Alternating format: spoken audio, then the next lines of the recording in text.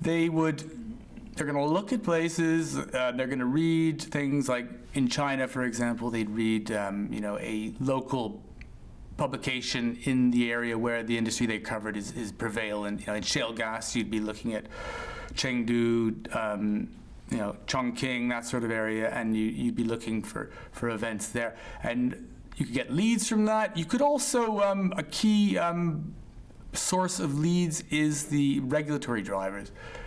These are events that take place involving regulators, whether it's in India or China, that will create opportunities. For example, in India right now, under the new Prime Minister Modi, it's a lot of excitement about initiatives that he has generated in the renewable power sector, because he's put in place these huge subsidies and tax incentives that have made it possible for wealthy individual companies, incentivized them to invest, and that creates huge opportunities for Western technologies in a lot of areas, like especially the more specialized parts of wind power and solar power and areas like that.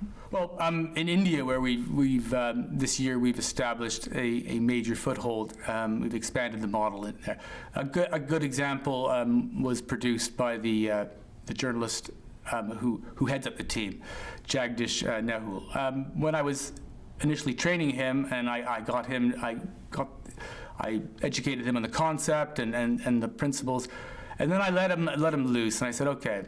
So in India, you've got these big, these big coal infrastructure projects emerging as a result of some regulatory developments, and you've got these underlying infrastructure developments in the freight rail sector. Trains seem pretty old school to me. Show me where there's an opportunity for a foreign company. And I was really testing it to find out if he was going to live up to expectations.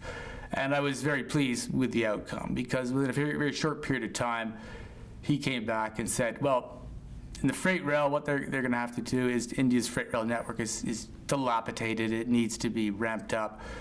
And the big opportunities for Western suppliers are on the freight side. What the popular media always focuses on is the high-speed rail, because it's really fancy and captures people's imagination.